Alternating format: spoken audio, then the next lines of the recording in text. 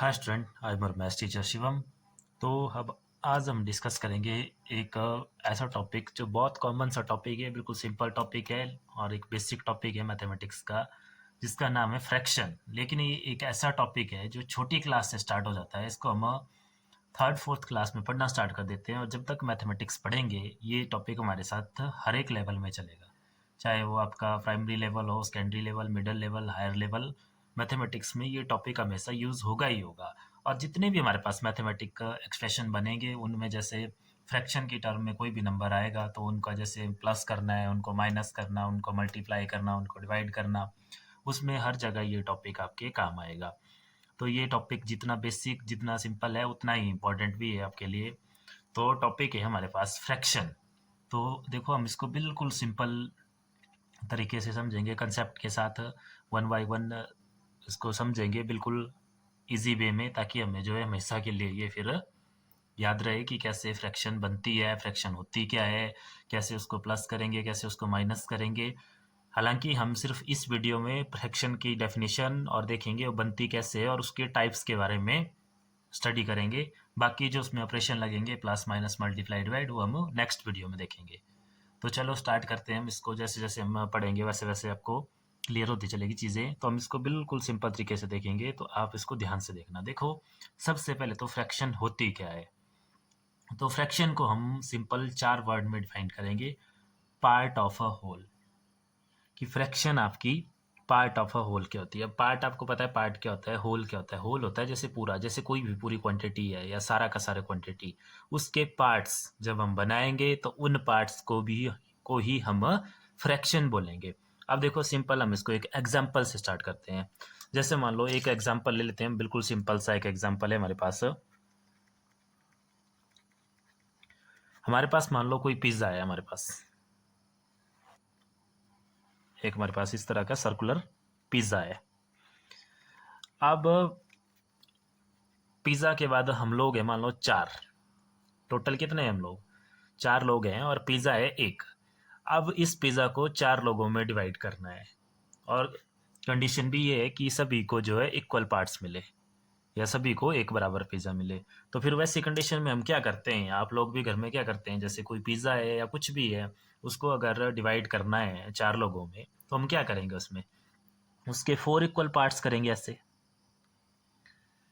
ऐसे देखो, 4 equal parts कर दिए तो टोटल पिज़्ज़ा था हमारे पास एक। अब इसके टोटल पार्ट्स कितने कर दिए हमने, टोटल पार्ट्स कर लिए हमने इसके 4। अब देखो, 4 लोगों में अगर इस पिज़्ज़ा को बांटना है तो हर एक बंदे को कितना पार्ट्स मिलेगा, एक एक पार्ट हर एक को मिलेगा। तो अगर उसी को हमने फ्रैक्शन की टर्म में लिखना है या इस पूरे पिज़्ज़ा की टर्म में लिखना है तो हम बोलेंगे, देखो कैसे, कि 1 पर्सन गेट या 1 पर्सन गॉट। देखो कितना, टोटल पार्ट्स कितने हैं, 4। तो 4 पार्ट्स में से उससे कितना मिला, 1 पार्ट। तो ये बन गई आपकी फ्रैक्शन 1/4, कि हर एक बंदे को एक पार्ट मिला 4 में से, 1/4 इसको पढ़ते हैं। तो इस तरह से आपकी फ्रैक्शन बनती है। वैसे इसका एक और एग्जांपल ले लो। जैसे मान लो हमारे पास एक एप्पल है और खाने वाले 3 लोग हैं, तो क्या करेंगे, हम उसको इक्वल 3 पार्ट्स में डिवाइड करेंगे इस तरह से। अब उसमें इक्वल 3 पार्ट्स में डिवाइड करेंगे। जैसे मान लो 3 पार्ट्स इसके इस तरह से बन गए, 3 इक्वल पार्ट्स, इक्वल होने चाहिए पार्ट्स। तो अब 3 इक्वल पार्ट मिल गए तो अब हर एक बंदे को कितना मिलेगा, 1/3, 1/3, 1/3। 3 पार्ट्स में से एक पार्ट मिलेगा हर एक बंदे को। तो इस तरह से हमारे पास फ्रैक्शन बनेगी। लेकिन ध्यान रखना, फ्रैक्शन में जो है हर एक पार्ट इक्वल होते हैं। जैसे पिज़्ज़ा को डिवाइड कर रहे हैं तो इक्वल पार्ट्स में डिवाइड करना है, एप्पल को डिवाइड कर रहे हैं तो उसको भी इक्वल पार्ट्स में डिवाइड करना है, तो होगी उसकी फ्रैक्शन। अब देखिए इसका एक और एग्जांपल लेते हैं हम। जैसे मान लो हमारे पास एक पानी की बोतल है, बोतल मान लो या पानी का कप मान लो इस तरह से हमारे पास एक पानी का कप है और ये पानी से पूरा फिल है, इसमें पानी है इस टाइम। अब इसके बाद हमने क्या किया, इस पानी को 4, या मान लो इस पानी को हमने गिलासेस, इक्वल गिलास ले लिए हमने, एक बराबर गिलास ले लिए हमने मान लो, और उनमें भरना स्टार्ट किया। तो हमने देखा कि इससे जो है हमने 1 2 3 4 एंड 5 गिलास भरे इस पानी से। जितना पानी था कप में उस पानी को हमने 5 गिलासों में डाल दिया, मतलब उससे 5 गिलास पूरे के पूरे फिल हो गए कंप्लीट, और सारे के सारे गिलास कैसे थे, एक बराबर थे।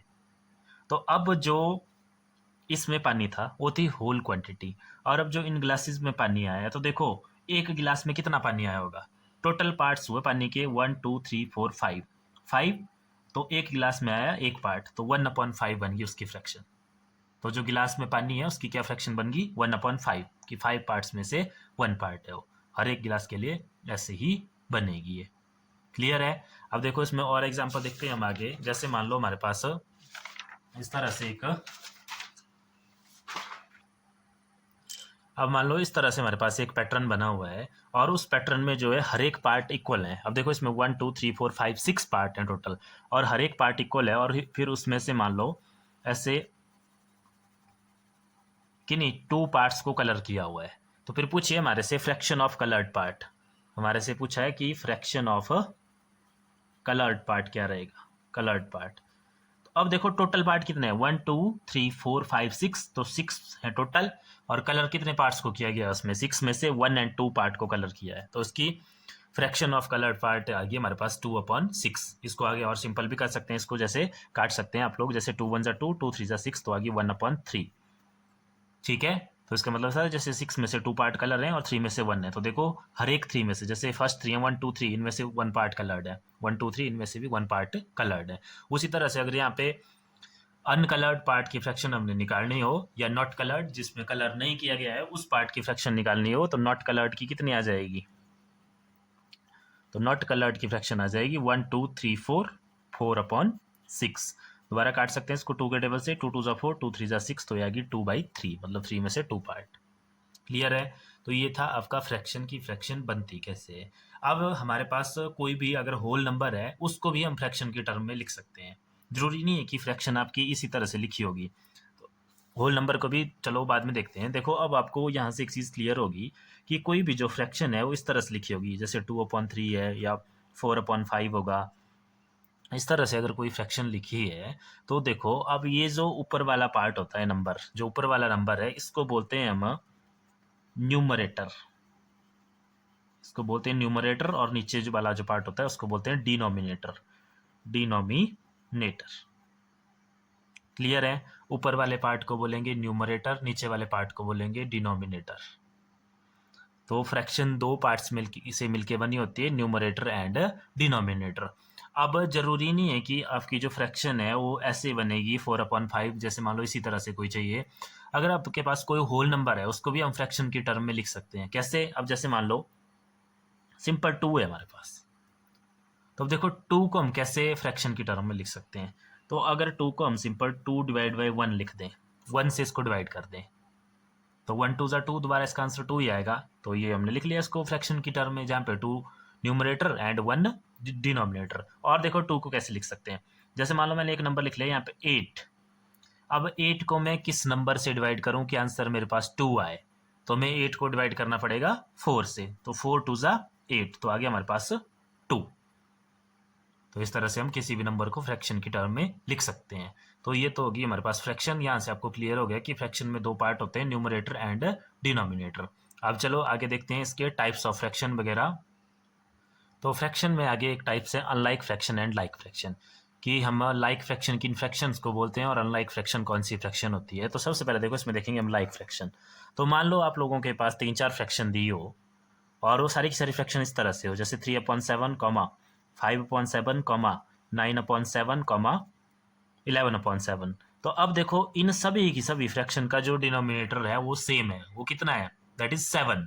तो अगर सभी की सभी फ्रैक्शन का डिनोमिनेटर सेम है तो उनको बोलेंगे हम लाइक फ्रैक्शन। या जैसे मान लो हमें बताना है, दो फ्रैक्शन हमें बताई दी गई है और पूछा गया है कि क्या ये लाइक है कि अनलाइक है, तो हम क्या चेक करेंगे, उनका डिनोमिनेटर। अगर उनका डिनोमिनेटर सेम है तो वो लाइक फ्रैक्शन है, और दूसरी साइड है हमारे पास अनलाइक फ्रैक्शन। तो अनलाइक फ्रैक्शन क्या होती है, अनलाइक फ्रैक्शन ऐसी फ्रैक्शन होती है उनका डिनोमिनेटर अलग अलग होता है। जैसे फॉर एग्जांपल 3/7 है, 5/9 है, 13/11 है। इस तरह की जो भी फ्रैक्शन होगी उनको बोलेंगे हम अनलाइक फ्रैक्शन, और जिनका डिनोमिनेटर सेम होगा उनको बोलेंगे हम लाइक फ्रैक्शन। ये देखो ये चीज़ आपके बहुत काम आएगी जब हम आगे फ्रैक्शन का सम या इनका सब्ट्रैक्शन करना सीखेंगे। क्लियर है। तो आप लोगों ने याद रखना है लाइक फ्रैक्शन वो फ्रैक्शन होती है जिनके डिनोमिनेटर सेम होते हैं, और अनलाइक फ्रैक्शन वो फ्रैक्शन होती है जिनके डिनोमिनेटर अलग अलग होते हैं।